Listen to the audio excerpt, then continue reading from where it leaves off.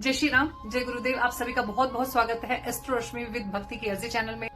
मेरा नाम है एस्ट्रोलॉजर रश्मि दादीज और आज हम बात करेंगे अगस्त मंथ के मासिक राशिफल 2026 की, जिसमें हम बात करेंगे आज वृषभ राशि के लिए। वृषभ राशि की चाहे हेल्थ की बात हो, एजुकेशन हो, लव लाइफ हो, मैरिज लाइफ हो, भाग्य हो या करियर या बिजनेस, इन सभी टॉपिक्स को आज हम इस वीडियो में कवर कर लेंगे। लेकिन आगे बढ़ने से पहले यदि आप चैनल पर फर्स्ट टाइम आए हैं तो आप इस चैनल को सब्सक्राइब कर लीजिए, जिससे कि आगे के वीडियोस, आगे के अपडेट्स आपको बैक टू बैक अवेलेबल हो सके। तो बिना लेकर स्टार्ट करते हैं। आपकी नजर होनी चाहिए स्क्रीन पर वृषभ राशि की गोचर कुंडली है, यानी कि इस टाइम पर वृषभ राशि में प्लैनेट्स कहां गोचर कर रहे हैं। गोचर से पहले मैं आपको बता देती हूँ कि कुछ 3 ग्रह राशि चेंज कर रहे हैं अगस्त के महीने में। बुध देव 5 अगस्त को कर्क राशि में प्रवेश करेंगे, मंगल देव 3 अगस्त को मिथुन राशि में प्रवेश करेंगे, सूर्य देव 17 अगस्त को सिंह राशि में प्रवेश करेंगे। और यदि हम वृषभ राशि की गोचर कुंडली की बात करें तो सबसे पहले गोचर कुंडली में वृषभ राशि के 2nd हाउस में मंगल देव विराजमान है, 3rd हाउस में गुरु, बुध और सूर्य की युति है, 5th हाउस में शुक्र देव विराजमान है, 4th हाउस में केतु देव विराजमान है, 10th हाउस में राहु देव विराजमान है, 11th हाउस में शनि देव विराजमान है।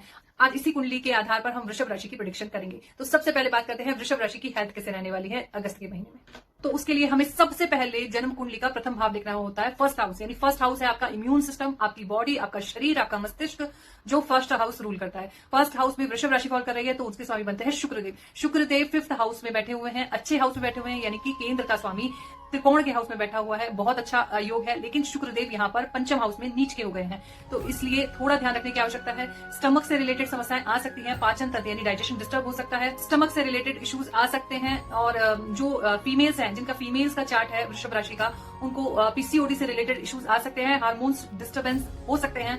आप देखेंगे कि इस टाइम पर आपकी स्किन में ड्राइनेस भी आ सकती है, तो आप इन्हीं सभी चीजों का थोड़ा ध्यान रख के चलें, अपनी लाइफस्टाइल को बैलेंस करके चलें। ओवरऑल पर्सपेक्टिव से देखा जाए तो हेल्थ अच्छी है। कहते हैं वृषभ राशि की एजुकेशन कैसे रहने वाली है अगस्त के महीने में। तो यदि हम वृषभ राशि की एजुकेशन की बात करें तो हमें 5th हाउस देखना होता है। 5th हाउस में जो राशि फॉल कर रही है वो कन्या राशि फॉल कर रही है। कन्या राशि के स्वामी बनते हैं बुध देव, जो आपके 3rd हाउस में बैठे हुए हैं सूर्य के साथ। अच्छी पोजीशन है, लेकिन आपको ध्यान क्या रखना है, क्योंकि शुक्रदेव 5th हाउस में नीच के हो गए हैं, तो इस तरीके से आपको थोड़ा ध्यान रखने की आवश्यकता है।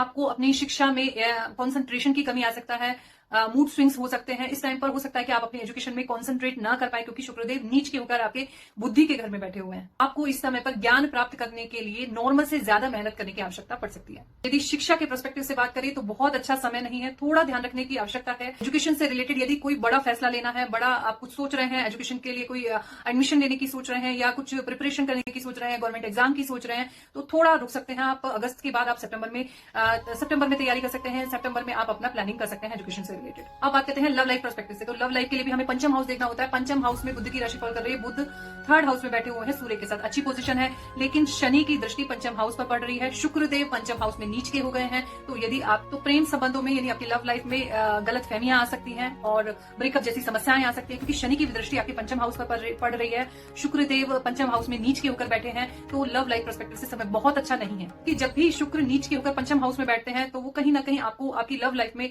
बहुत प्रैक्टिकल विचारधारा ऐड कर देते हैं, यानी आप बहुत प्रैक्टिकली सोचने लगते हैं कि ये पार्टनर मेरे लिए अब सही है या नहीं है। मतलब आप प्रेम को अलग रखकर प्रैक्टिकल सोच के साथ अपना लव लाइफ का आकलन करते हैं, जिसका कारण ये होता है कि हमें साथी की गलतियां ज्यादा नजर आती है, उसके एफर्ट्स कम नजर आते हैं, तो ये भी एक ब्रेकअप का कारण बन जाता है। इसे देखा जाए तो लव लाइफ पर्सपेक्टिव से समय बहुत अच्छा नहीं है। कहते हैं मैरिज लाइफ पर्सपेक्टिव से कैसा समय है। तो मैरिज लाइफ के लिए हमें 7th हाउस देखना होता है। 7th हाउस में वृश्चिक राशि फॉल कर रही है, वृश्चिक राशि के स्वामी मंगल देव 2nd हाउस में बैठे हुए हैं, बहुत अच्छी प्लेसमेंट है। आपके स्पाउस को धन से रिलेटेड जो भी पहले समस्याएं चल रही थी वो खत्म हो जाएंगी। इस टाइम पर धन में वृद्धि होगी, इन्वेस्टमेंट्स बढ़ेंगे, कुटुंब के साथ समय अच्छा बीतेगा, फैमिली के साथ अच्छे से आप रहेंगे, आपके जीवन में प्रेम भावना बनी रहेगी, भाग्य मजबूत होगा। तो प्रेम के यानी कि मैरिज लाइफ पर्सपेक्टिव से समय बहुत अच्छा है। केवल एक चीज का ध्यान रखना है, क्योंकि मंगल देव 2nd हाउस में बैठे हैं वाणी के स्थान में, तो अपनी स्पीच को रैश स्पीच में कन्वर्ट ना होने दें, अपनी स्पीच पर बड़ा ध्यान रखें। हो सकता है कुछ ऐसे वर्ड्स आपसे निकल जाए जिसका बाद में आपको थोड़ा बहुत मतलब परेशानियां झेलनी पड़ सके अपनी लव लाइफ में, अपनी मैरिज लाइफ में। आपकी वाणी के कारण थोड़ी समस्याएं हो सकती हैं आपकी मैरिज लाइफ में, तो अपनी स्पीच का स्पेशली ध्यान रखें, अपने शब्दों का प्रयोग बहुत सोच समझ के करें अपनी मैरिज लाइफ में। ओवरऑल पर्सपेक्टिव से देखा जाए तो मैरिज लाइफ के लिए समय बहुत अच्छा है। और क्योंकि मैं इसलिए भी बोल रही हूँ, गुरुदेव बृहस्पति की दृष्टि भी आपके 7th भाव पर पड़ रही है, जो सबसे ज्यादा शुभ ग्रह बोले जाते हैं। और देखिए 7th भाव का स्वामी 2nd हाउस में बैठ गया, गुरुदेव बृहस्पति की दृष्टि 7th हाउस में पड़ रही है, बहुत अच्छा समय है मैरिज लाइफ पर्सपेक्टिव से। अब बात करते हैं भाग्य के प्रोस्पेक्टिव से। तो भाग्य भाव में जो राशि फॉल कर रही है, भाग्य भाव के लिए हमें 9th हाउस देखना होता है। 9th हाउस में जो राशि फॉल कर रही है वो मकर राशि फॉल कर रही है। मकर राशि के स्वामी बनते हैं शनिदेव, जो आपके लाभ भाव यानी इच्छा पूर्ति के भाव में बैठे हुए हैं।